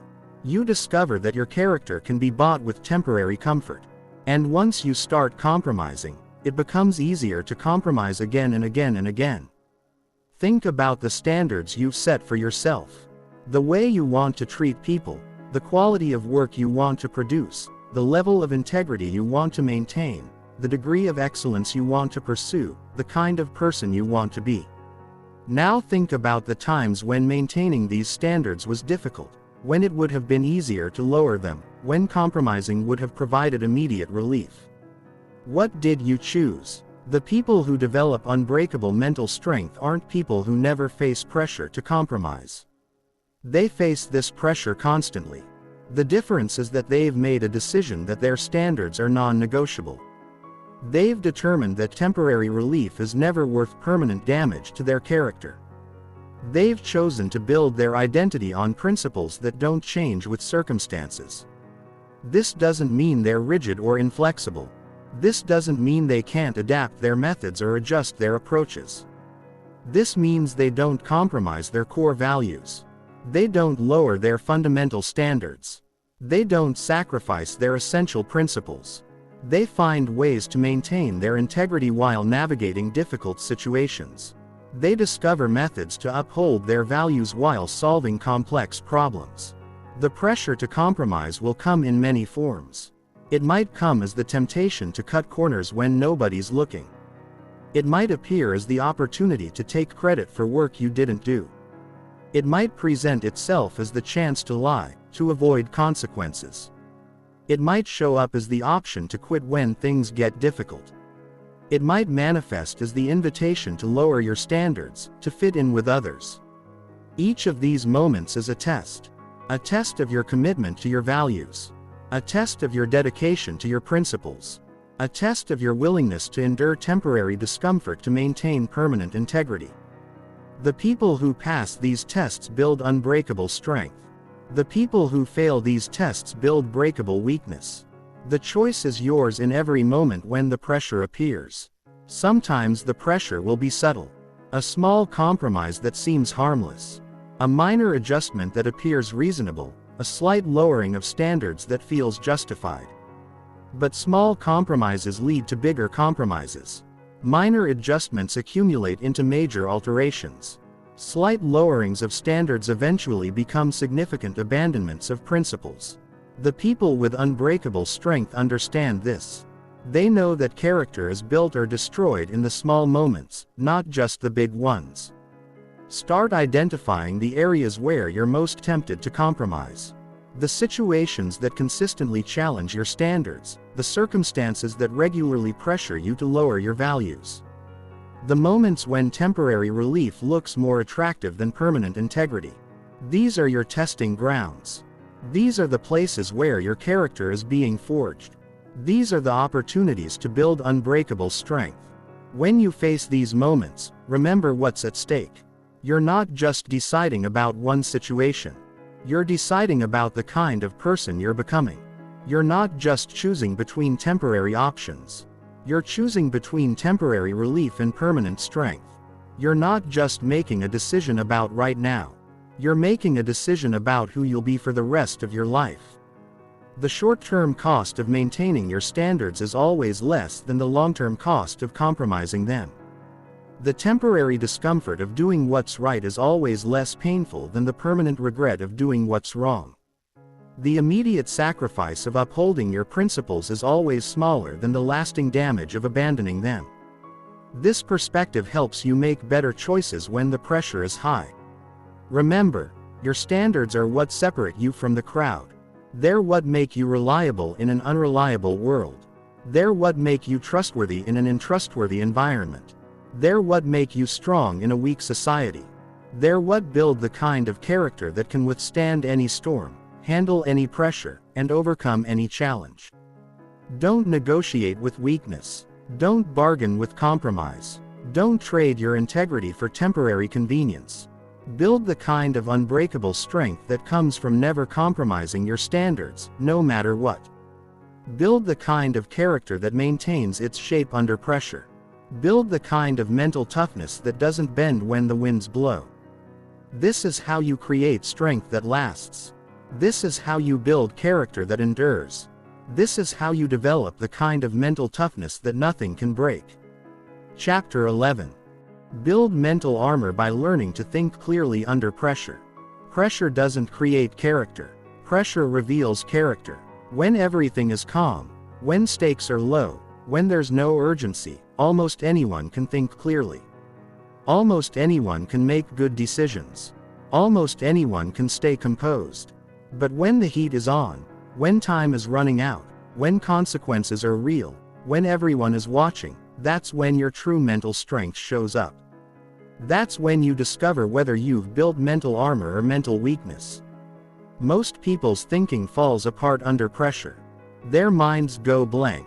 Their judgment gets cloudy. Their logic gets twisted. Their decision-making gets paralyzed. They make choices based on emotion instead of reason. They react instead of respond. They panic instead of plan. They let the pressure control their thinking instead of using their thinking to control the pressure. And this mental collapse under pressure isn't just inconvenient, it's dangerous. It costs opportunities. It creates mistakes. It builds regret. But some people think more clearly under pressure, not less clearly. They become more focused when stakes are high, not more scattered. They get calmer when urgency increases, not more anxious. They make better decisions when time is short, not worse decisions. They use pressure as fuel for clarity instead of allowing pressure to create confusion. This isn't a natural gift. This isn't a genetic advantage. This is a trained skill. This is mental armor that's been built through deliberate practice. Clear thinking under pressure is built the same way physical strength is built. Through progressive overload, through gradual increases in difficulty, through consistent exposure to challenging conditions. You don't build physical strength by lifting the same light weight every day. You build it by gradually increasing the weight, increasing the repetitions, increasing the difficulty. Mental armor is built the same way. Through gradually increasing mental challenges, through progressively more difficult thinking situations, through consistent exposure to pressure. The mistake most people make is they try to avoid pressure instead of using pressure to build strength. They organize their lives around minimizing stress instead of maximizing their ability to handle stress. They reduce challenges instead of increasing their capacity to meet challenges. They make their environment easier instead of making themselves stronger. This approach creates mental weakness, not mental strength. It builds dependency on perfect conditions instead of ability to perform in imperfect conditions. Start by understanding what happens to your thinking when pressure increases. Do you get overwhelmed and shut down? Do you get scattered and jump between thoughts? Do you get emotional and lose objectivity? Do you get rushed and make careless mistakes? Do you get paralyzed and avoid making decisions? Do you get defensive and stop listening to input? Awareness of your pressure patterns is the first step to changing your pressure patterns. Most people's thinking deteriorates under pressure because they focus on the pressure instead of the problem. They spend mental energy worrying about the consequences instead of working on the solution. They waste cognitive resources on anxiety instead of investing them in analysis. They use their mental capacity to imagine worst-case scenarios instead of creating best-case strategies. This misallocation of mental resources guarantees poor performance under pressure. Mental armor is built by training yourself to focus on what matters when pressure increases. When stakes are high, your attention should narrow to the essential elements. When time is short, your thinking should become more efficient, not more frantic. When consequences are real, your decision-making should become more careful, not more careless. When everyone is watching, your performance should improve, not deteriorate. This training happens through deliberate practice in pressure situations. You can't build mental armor in comfort. You have to expose yourself to controlled pressure to develop your ability to handle uncontrolled pressure. This means putting yourself in situations where stakes matter, where time is limited, where outcomes are uncertain, where performance counts, where mistakes have consequences. These situations are your mental gym. These experiences are your strength training. Start small. Create artificial pressure situations where you can practice clear thinking. Set tight deadlines for projects. Take on challenges that stretch your abilities. Put yourself in situations where you have to perform under observation. Volunteer for responsibilities that have real consequences. Each of these experiences is an opportunity to practice maintaining clear thinking when pressure increases. During these practice sessions, focus on your breathing. Pressure often creates shallow, rapid breathing, which reduces oxygen to the brain and impairs clear thinking. Train yourself to breathe deeply and slowly when you feel pressure building. This simple technique maintains oxygen flow to your brain and preserves your ability to think clearly under stress. Also, practice emotional regulation under pressure. Emotions aren't bad, but they can overwhelm rational thinking if they're not managed properly. Train yourself to acknowledge emotions without being controlled by them. Feel the anxiety, but don't let anxiety drive your decisions. Notice the frustration, but don't let frustration cloud your judgment. Experience the excitement, but don't let excitement make you careless. Clear thinking under pressure also requires mental organization. When pressure increases, your mind can become chaotic. Thoughts scatter. Priorities get confused. Important details get lost. Train yourself to organize your thinking systematically when pressure builds. What's the real problem? What are the possible solutions? What information do you need? What are the likely consequences of each option? This systematic approach prevents mental chaos under pressure. Practice making decisions with incomplete information. Pressure situations rarely give you all the information you want before you need to act. Mental armor includes the ability to make good decisions with partial data. Train yourself to gather essential information quickly, assess options efficiently, and choose decisively without perfect certainty. This skill is crucial for clear thinking under pressure. Also, build your tolerance for uncertainty. Pressure situations are often ambiguous. Outcomes are unclear. Variables are unknown. Mental armor includes comfort with uncertainty. Train yourself to function effectively when you can't predict or control all the variables. Learn to make progress despite ambiguity. Develop confidence in your ability to adapt as situations evolve. Remember that mental armor isn't built overnight. It's developed through consistent exposure to progressively challenging situations. Each pressure situation you navigate successfully builds your confidence for the next one. Each time you maintain clear thinking under stress, you strengthen your ability to do it again. Each moment you stay calm when others panic, you build your reputation as someone who can handle pressure. The people who perform best under pressure aren't people who never feel pressure. They feel pressure intensely. The difference is they've trained themselves to think clearly despite the pressure. They've built mental armor that protects their cognitive abilities when stakes are high. They've developed the skill of using pressure as fuel for focus instead of allowing pressure to create chaos. This mental armor becomes your competitive advantage. While others are losing their composure, you're maintaining yours. While others are making emotional decisions, you're making rational ones. While others are getting overwhelmed by pressure, you're getting energized by it. While others are avoiding challenging situations, you're seeking them out as opportunities to build even stronger mental armor. Build this armor deliberately. Build it consistently. Build it through exposure to real pressure in controlled environments. Build it by practicing clear thinking when thinking is difficult. Build it by maintaining rationality when others are losing theirs. This is how you develop the mental strength that performs better under pressure, not worse. This is how you build thinking that gets clearer when stakes get higher, not cloudier. Chapter 12. Become unstoppable by treating setbacks as setup for comeback. Setbacks are not endings, they're beginnings. They're not conclusions, they're introductions. They're not final chapters. They're plot twists that make the story more interesting. But most people don't see setbacks this way. They see setbacks as evidence that they should quit, as proof that they're not meant to succeed, as signs that they should lower their expectations, as confirmations that their goals are unrealistic. This perspective guarantees that setbacks become permanent instead of temporary. Every person who has achieved anything significant has faced setbacks. Not just minor inconveniences, major reversals, devastating failures, crushing defeats, seemingly insurmountable obstacles. The difference between those who become unstoppable and those who stay stopped isn't the presence or absence of setbacks. It's the response to setbacks. It's the interpretation of setbacks. It's the utilization of setbacks. Unstoppable people don't experience fewer setbacks. They experience setbacks differently.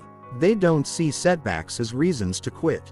They see setbacks as reasons to get stronger. They don't see failures as evidence of their limitations. They see failures as information about what doesn't work. They don't see obstacles as permanent barriers. They see obstacles as temporary challenges that require creative solutions. This perspective shift changes everything. When you see setbacks as set up for comeback, you stop being defeated by temporary defeats. You stop being discouraged by temporary discouragement. You stop being weakened by temporary weakness. Instead, you start using setbacks as fuel for your fire. You start treating failures as education for your success. You start converting obstacles into opportunities. But this shift doesn't happen automatically. It requires mental training. It requires conscious choice. It requires deliberate practice. You have to train your mind to interpret setbacks positively instead of negatively. You have to practice finding the lessons in failures instead of just feeling the pain. You have to develop the skill of extracting value from every setback instead of just experiencing suffering from every setback. Start by redefining what setbacks mean. A setback is not evidence that you're on the wrong path. A setback is feedback that your current approach needs adjustment. A setback is not proof that your goal is impossible. A setback is information about what obstacles need to be overcome. A setback is not a sign that you lack ability. A setback is a signal that you need to develop new abilities. This reframming transforms your relationship with failure. Instead of avoiding situations where you might fail, you start seeking situations where failure teaches you something valuable. Instead of being paralyzed by the fear of setbacks, you become energized by the growth opportunities that setbacks provide. Instead of being weakened by temporary defeats, you become strengthened by the resilience that defeats develop. Every setback contains valuable information. Information about what doesn't work. Information about what you need to improve. Information about what skills you need to develop. Information about what knowledge you need to acquire. Information about what support you need to gather. Information about what strategies you need to change. But this information is only valuable if you extract it, if you study it, if you apply it. When you experience a setback, resist the urge to immediately try again with the same approach. That's not learning from the setback. That's ignoring the setback. Instead, pause and analyze. What went wrong? What could have gone better? What was missing? What assumptions were incorrect? What skills were lacking? What preparations were insufficient? This analysis transforms setbacks from painful experiences into valuable educations. Unstoppable people also understand that setbacks are temporary, but the lessons from setbacks are permanent. The failure ends, but the wisdom gained from the failure lasts forever. The defeat concludes, but the strength built through the defeat continues indefinitely. The obstacle disappears, but the problem-solving skills developed to overcome the obstacle remain permanently available. This long-term perspective helps you endure short-term pain. When you're in the middle of a setback, it's hard to see the value. It's hard to find the lesson. It's hard to appreciate the growth opportunity. But if you maintain the perspective that this temporary pain is creating permanent gain, you can endure what you need to endure to extract what you need to extract. Setbacks also build character in ways that easy success never could.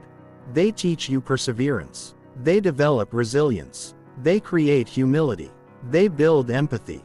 They force creativity. They demand resourcefulness. They require courage. They develop patience. These character qualities are more valuable than any external achievement. And they can only be built through the experience of setbacks. The people who become truly unstoppable aren't people who never get knocked down. They're people who get up every time they get knocked down. There are people who get knocked down 7 times and get up 8 times. There are people who understand that being knocked down is part of the process. But staying down is a choice. There are people who use every setback as setup for a stronger comeback. Practice seeing setbacks as opportunities instead of obstacles. When something doesn't go according to plan, ask yourself, what opportunity does this create? When you face an unexpected challenge, ask yourself, what strength will overcoming this build? When you experience a failure, ask yourself, what will this teach me that success couldn't teach me? This practice trains your mind to find value in every setback. Also, practice bouncing back faster from setbacks. Don't spend weeks or months feeling sorry for yourself after a defeat. Feel the disappointment, learn the lesson, make the adjustment, and get back in action. The faster you can recover from setbacks, the more unstoppable you become. The quicker you can extract the value and move forward, the more momentum you maintain. Remember that your setbacks don't define you, but your response to setbacks does define you. You're not defined by how many times you fall. You're defined by how many times you get back up. You're not defined by the severity of your defeats. You're defined by the strength of your comebacks. You're not defined by your temporary failures. You're defined by your permanent resilience. Every setback is testing your commitment to your goals. Every failure is asking whether you really want what you say you want. Every obstacle is questioning whether you're willing to do what it takes to overcome it. Every defeat is challenging whether you have the character to keep fighting. These tests separate the committed from the curious, the persistent from the passionate, the unstoppable from the easily stopped. Become the person who passes these tests. Become the person who uses every setback as fuel for comeback. Become the person who gets stronger through adversity instead of weaker. Become the person who treats every failure as education and every obstacle as opportunity. This is how you become unstoppable. Not by avoiding setbacks, but by transforming setbacks into strength. Chapter 13. Forge an unbreakable mindset by refusing to be a victim of circumstances. You are not a victim of your circumstances. You are a product of your choices. Your life is not determined by what happens to you. Your life is determined by how you respond to what happens to you. Your future is not controlled by your past. Your future is controlled by your present decisions. Your success is not dependent on perfect conditions. Your success is dependent on your ability to create progress despite imperfect conditions. This isn't motivational theory. This is mathematical reality. Every day you make thousands of choices, small choices and big choices, conscious choices and unconscious choices, active choices and passive choices. And the accumulation of these choices creates the trajectory of your life. Not your circumstances, not your background, not your advantages or disadvantages, your choices, your responses, your decisions. But most people live as victims of their circumstances. They blame their past for their present. They blame their environment for their performance. They blame other people for their problems. They blame external factors for internal weaknesses. They give away their power by making everything outside of themselves responsible for everything inside of themselves. And as long as they maintain this victim mindset, they remain powerless to change their situation. Victim thinking is seductive because it removes responsibility. It's easier to blame circumstances than to change behavior. It's more comfortable to point fingers than to take action. It's less demanding to make excuses than to make progress. It's simpler to complain about conditions than to create solutions. But this comfort comes at a massive cost. The cost of your power, the cost of your potential, the cost of your future. When you choose victim thinking, you choose powerlessness. You hand control of your life to forces outside yourself. You make your happiness dependent on other people's behavior. You make your success dependent on external conditions. You make your growth dependent on perfect circumstances. This guarantees frustration because you can't control other people, external conditions or perfect circumstances. You can only control yourself. But when you refuse victim thinking, you reclaim your power. You take control of your life back from external forces. You make your happiness dependent on your own choices. You make your success dependent on your own efforts. You make your growth dependent on your own decisions. This guarantees progress because you can always control your choices, your efforts, and your decisions regardless of external circumstances. An unbreakable mindset is built on this foundation of personal responsibility. It's built on the understanding that you are the author of your life story, not a character in someone else's story. It's built on the belief that you have the power to influence your outcomes regardless of your starting point. It's built on the conviction that your choices matter more than your circumstances. This doesn't mean circumstances don't matter. Some people start with advantages. Some people face genuine hardships. Some people encounter unfair treatment. Some people deal with difficult conditions. These realities are real, but they're not determinative. They influence your journey, but they don't determine your destination. They affect your path, but they don't control your potential.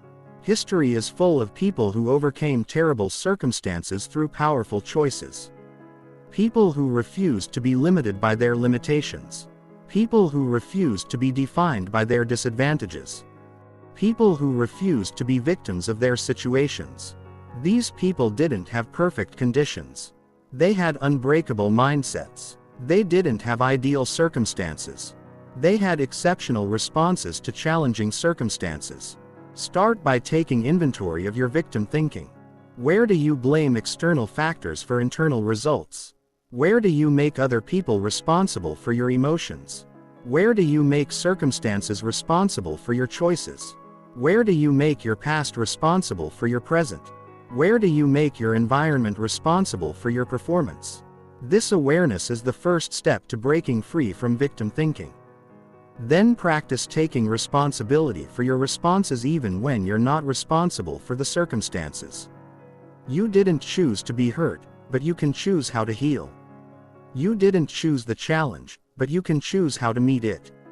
You didn't choose the setback, but you can choose how to respond to it.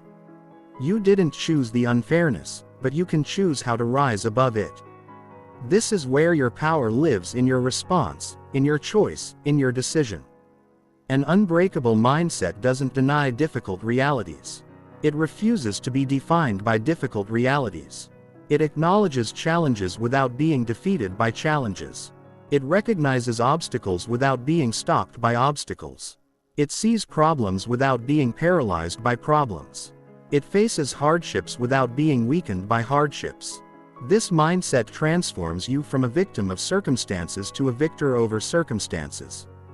Practice asking empowering questions instead of disempowering questions. Instead of "why is this happening to me?" ask "what can I learn from this?" Instead of "who's to blame for this?" ask "what can I control in this?" Instead of "how is this unfair?" ask "how can I respond powerfully?" Instead of "what's wrong with this situation?" ask "what opportunity does this create?" These questions shift you from victim thinking to victor thinking.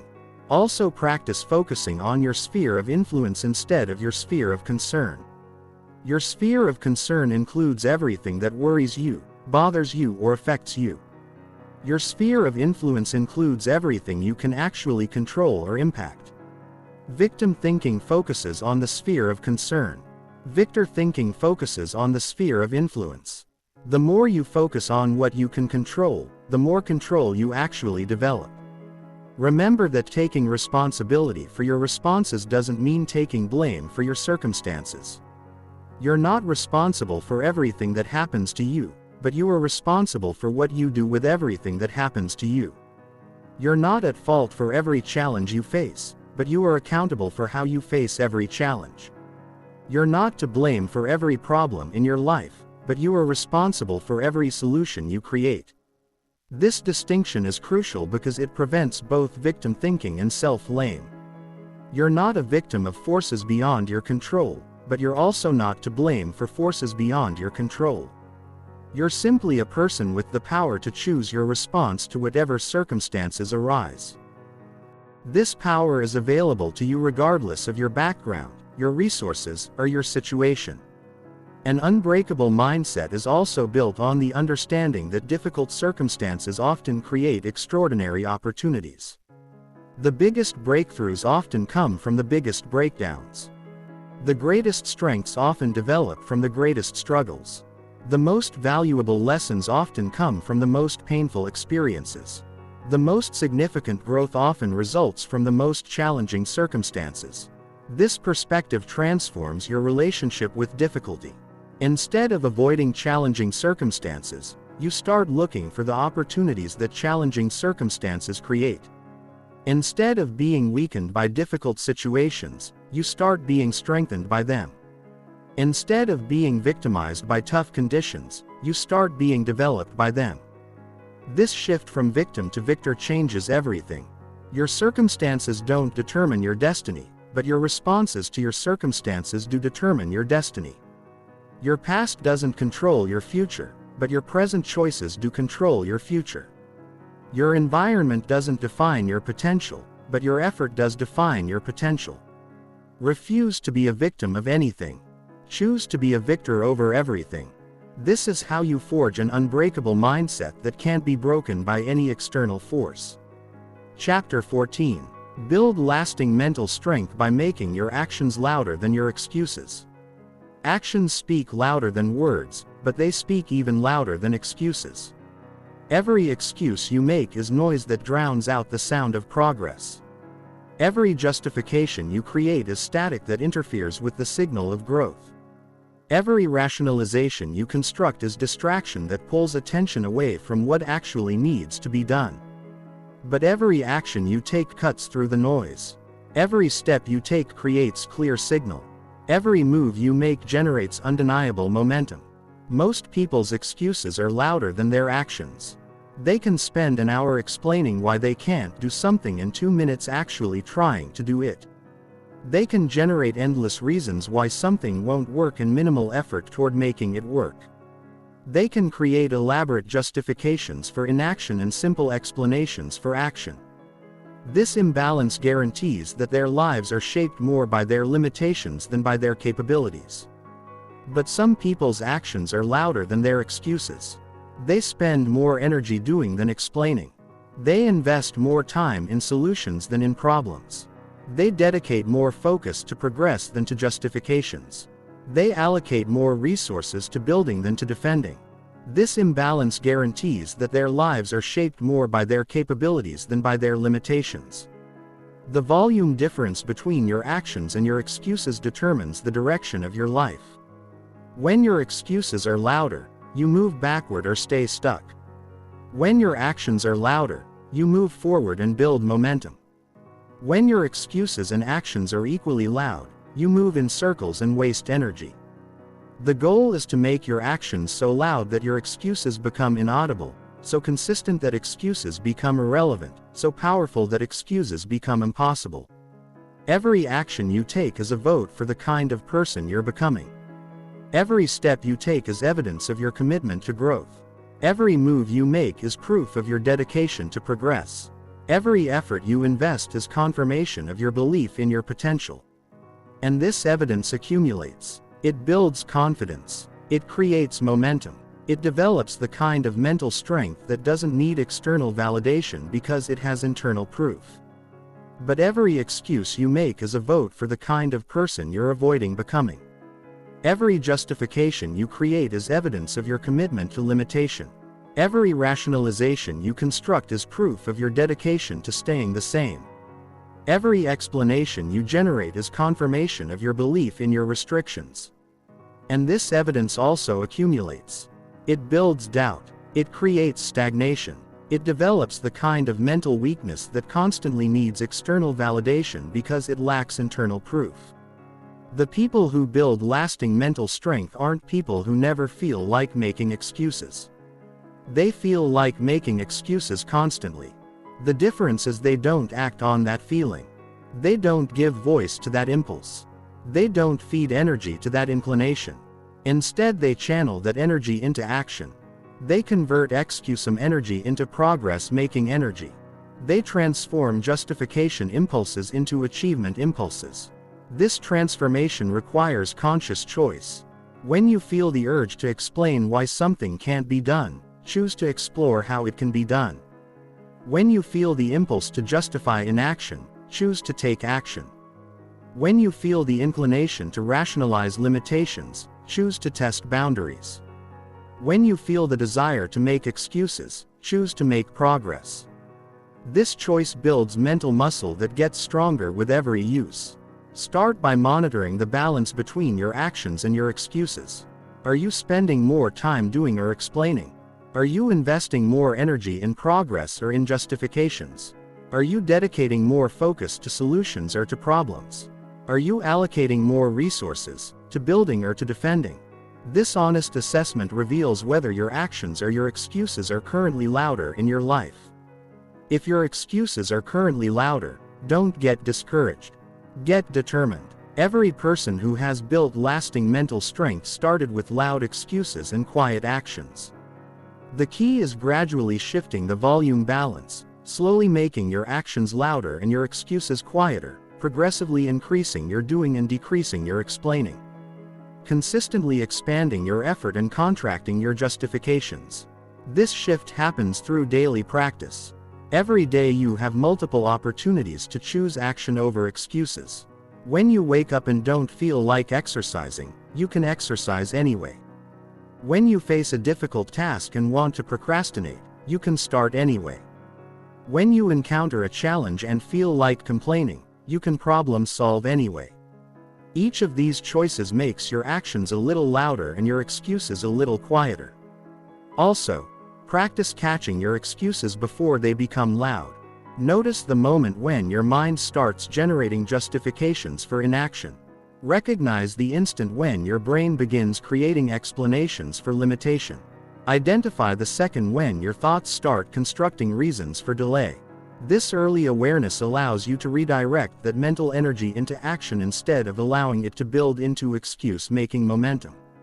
Remember that excuses are often disguised as reasonable explanations. They don't always sound like whining or complaining. Sometimes they sound logical, sometimes they seem practical, sometimes they appear wise. But if they're preventing action instead of promoting action, they're still excuses. If they're encouraging limitation instead of expansion, they're still justifications. If they're supporting inaction instead of progress, they're still rationalizations. The most dangerous excuses are the ones that sound reasonable. "I don't have enough time" sounds reasonable until you examine how you're currently spending your time. "I don't have enough money" sounds logical until you analyze what you're currently spending your money on. "I'm not ready yet" sounds practical until you consider whether anyone is ever fully ready before they start.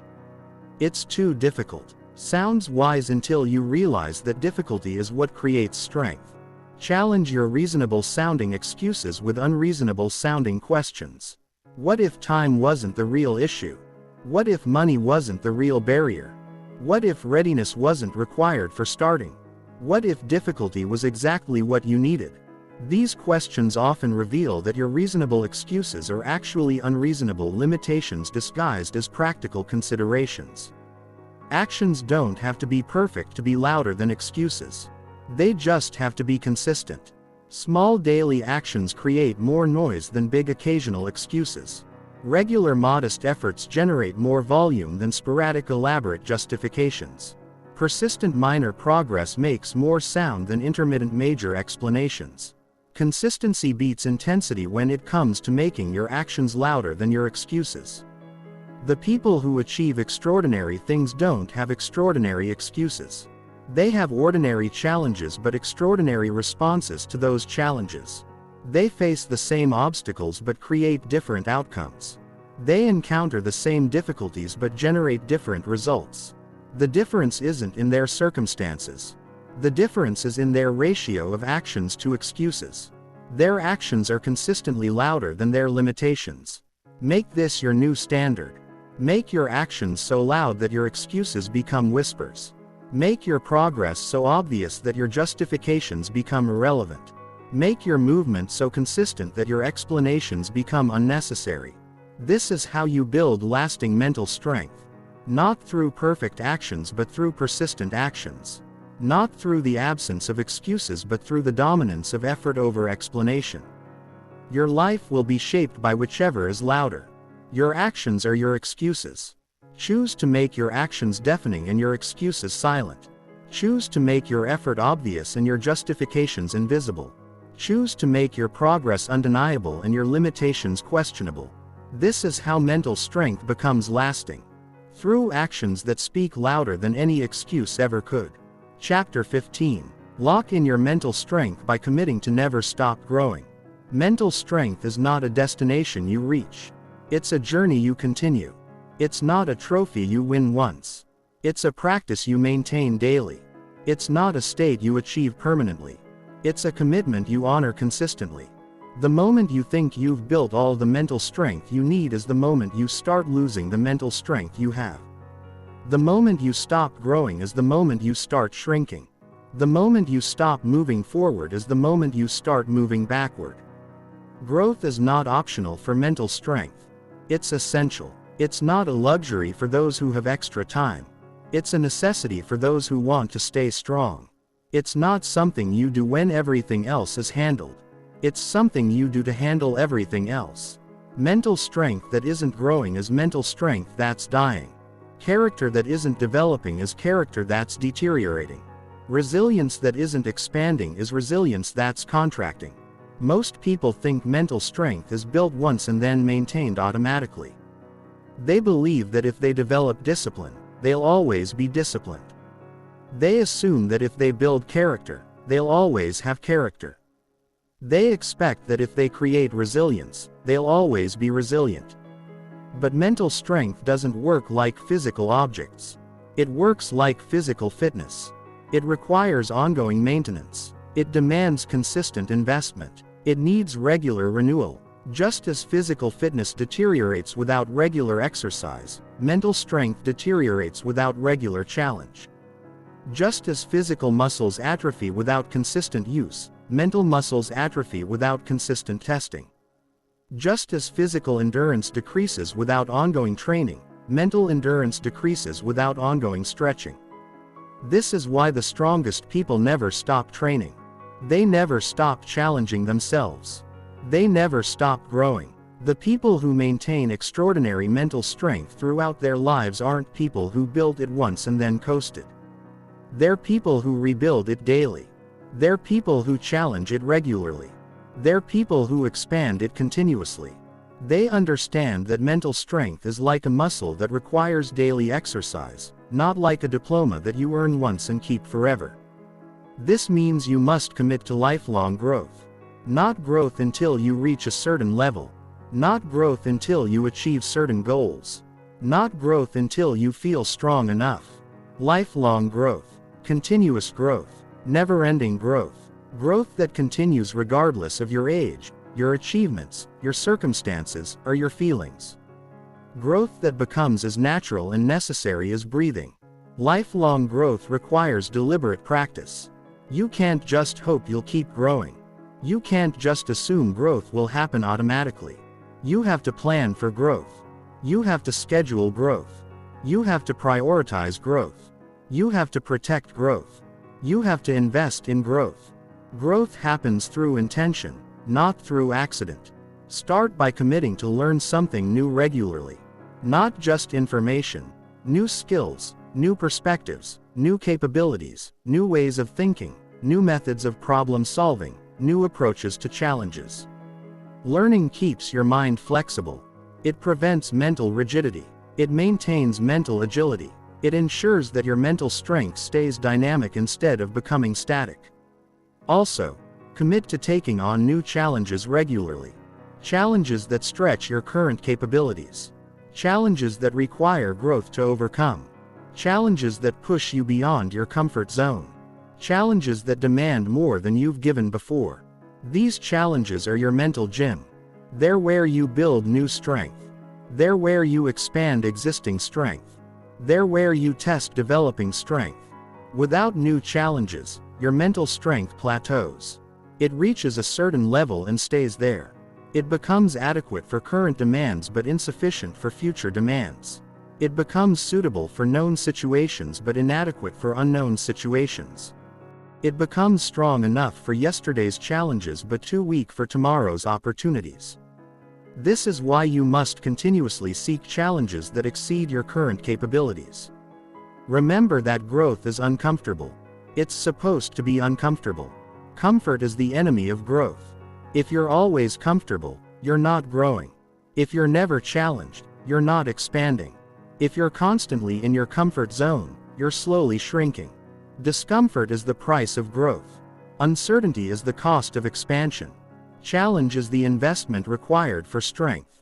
Embrace this discomfort as evidence that you're growing. When you feel stretched, celebrate it. When you feel challenged, welcome it. When you feel uncertain, appreciate it. These feelings mean you're moving beyond your current limitations. These sensations indicate you're expanding your capabilities. These experiences confirm you're building new strength. Also, commit to regular self-examination. Growth requires awareness of where you are and where you need to go. You can't grow in areas you don't acknowledge need growth. You can't improve aspects of yourself you don't recognize need improvement. You can't strengthen character traits you don't admit need strengthening. Regular self-examination reveals growth opportunities that might otherwise remain hidden. Ask yourself challenging questions regularly. Where am I getting complacent? Where am I avoiding growth? Where am I choosing comfort over challenge? Where am I limiting myself unnecessarily? Where am I making excuses instead of making progress? Where am I settling instead of striving?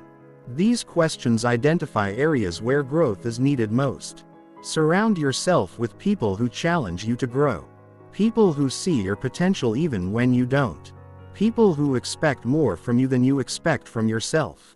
People who won't let you settle for less than your best.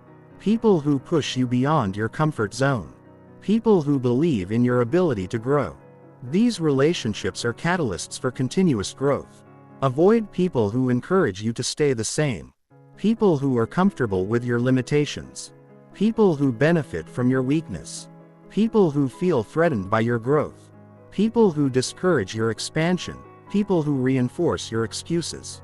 These relationships are barriers to continuous growth. They create pressure to maintain status quo instead of pressure to pursue growth. Make growth your lifestyle, not your goal. Goals have end points. Lifestyles are ongoing. Goals can be achieved and abandoned. Lifestyles are maintained indefinitely. Goals create temporary motivation. Lifestyles create permanent transformation. When growth becomes your lifestyle, you never stop expanding your mental strength. You never stop developing your character. You never stop building your resilience. This commitment to never stop growing is what locks in your mental strength. It ensures that your strength continues building instead of starting to deteriorate. It guarantees that your character keeps developing instead of beginning to decline. It confirms that your resilience stays expanding instead of starting to contract. This is how mental strength becomes permanent through permanent commitment to growth. Remember, you're either growing or dying. You're either expanding or contracting. You're either moving forward or moving backward. There is no standing still. There is no maintaining current levels indefinitely. There is only growth or decay. Choose growth. Commit to growth. Live growth. Make growth your non-negotiable commitment for as long as you live. This is how you build mental strength that lasts. This is how you create character that endures. This is how you develop resilience that never breaks. Not through achieving a certain level of strength, but through committing to never stop building strength. Not through reaching a final destination, but through embracing an endless journey. Not through becoming strong enough, but through becoming committed to always becoming stronger.